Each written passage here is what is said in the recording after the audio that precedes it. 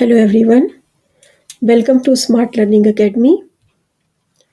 Das ist ein Bleistift. Ich suche einen Bleistift. Er schreibt mit einem Bleistift. ये ein Bleistift, einen Bleistift या einem Bleistift हर जगह अलग अलग क्यों है? कहाँ पर Bleistift नॉमिनेटिव केस में है, कहाँ पर अक्यूजेटिव और कहाँ पर डाटिव है।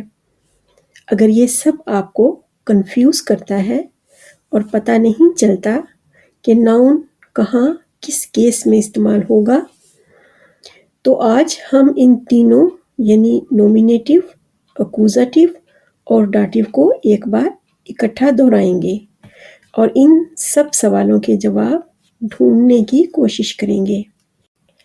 आए नॉमिनेटिव से शुरू करते हैं। 2 सेंटेंस लेते हैं। Das Haus ist groß, Maria ist schön। पहले सेंटेंस में das Haus और दूसरे में Maria ये दोनों सब्जेक्ट हैं और नॉमिनेटिव हैं। एक सेंटेंस या जट्स को बनाने के लिए बेसिकली सब्जेक्ट और वर्ब की ज़रूरत होती है। सब्जेक्ट हमेशा नॉमिनेटिव केस में होगा। सब्जेक्ट के मुताबिक वर्ब कॉन्जुगेट किया जाएगा। सब्जेक्ट एक नाउन हो सकता है, यानी किसी शख्स, चीज़ या जगह का नाम, या प्रोनाउन हो सकता है, जैसे मैं, तुम, आप, वो, हम वगैरह। ये दोनों सिंगुलर भी हो सकते हैं और प्लूरल भी। अक्यूजेटिव, इसको समझने के लिए 2 सेंटेंस लेते हैं। Anna hat einen Hund. Ich kaufe ein Auto। पहले सेंटेंस में Anna और दूसरे में ich दोनों सब्जेक्ट हैं और नॉमिनेटिव केस में हैं। याद रहे कि सब्जेक्ट के मुताबिक वर्ब कॉन्जुगेट होता है। पहले सेंटेंस में hat Anna के मुताबिक और दूसरे में kaufe ich के मुताबिक कॉन्जुगेट हुआ है। पहले सेंटेंस में einen Hund और दूसरे में ein Auto ये दोनों ऑब्जेक्ट्स हैं और अक्यूजेटिव केस में हैं। अक्यूजेटिव ऑब्जेक्ट एक पर्सन भी हो सकता है और एक चीज़ भी। ये दोनों सिंगुलर भी हो सकते हैं और प्लूरल भी।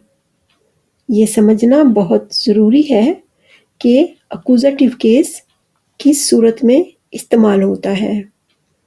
मुख्तलिफ पॉसिबिलिटीज़ पर इख्तिसार से नज़र डालते हैं।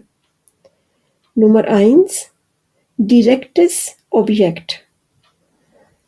सेंटेंस में आने वाला ऑब्जेक्ट अगर वर्ब के साथ डायरेक्ट लिंक कर रहा हो तो ये एक डायरेक्ट्स ऑब्जेक्ट होगा, अक्यूजेटिव होगा। जैसे Ich esse einen Apfel। मैं सेब खाता हूँ। इस सेंटेंस में खाना वर्ब है और खाया क्या जा रहा है, एक सेब, तो खाने का सेब से डायरेक्ट लिंक है। ये एक डायरेक्ट ऑब्जेक्ट है, अक्यूजेटिव है।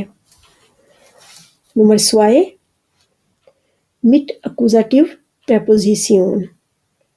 अक्यूजेटिव प्रेपोजिशन के बाद आने वाला ऑब्जेक्ट भी हमेशा अक्यूजेटिव केस में होगा। 7 प्रेपोजिशंस हैं जिनके बाद आने वाला ऑब्जेक्ट हमेशा अक्यूजेटिव होता है। bis, ohne, für, durch, gegen, entlang। इन प्रेपोजिशंस का तफसील से मतलब और इस्तेमाल जानने के लिए आप लेसन 13 देख सकते हैं। Number 3, mit Zeitangaben। Zeitangaben ऐसा बयान जिसमें वक्त का जिक्र हो, जैसे हर रोज़, हर सुबह, इन सर्दियों में, अगली गर्मियों में वगैरह वगैरह। कुछ Zeitangaben: jeden Tag, jeden Morgen, letzten Sommer, diesen Winter, den ganzen Abend वगैरह। नंबर 4 वर्बन मिट अक्यूजेटिव। जर्मन लैंग्वेज में कुछ वर्ब ऐसे हैं जो अपने बाद आने वाले ऑब्जेक्ट को अक्यूजेटिव कर देते हैं, जैसे suchen, finden, kaufen, lesen, besuchen, bestellen, trinken, essen वगैरह। डाटिव, इसे समझने के लिए 2 सेंटेंस लेते हैं। Die Mutter kauft ein Kleid. Die Mutter kauft der Tochter ein Kleid. पहला सेंटेंस डाटिव ऑब्जेक्ट के बगैर है, लेकिन दूसरे सेंटेंस में डाटिव ऑब्जेक्ट मौजूद है। दूसरे सेंटेंस को दोबारा देखते हैं। Die Mutter kauft der Tochter ein Kleid. इस सेंटेंस में die Mutter सब्जेक्ट है, नॉमिनेटिव है।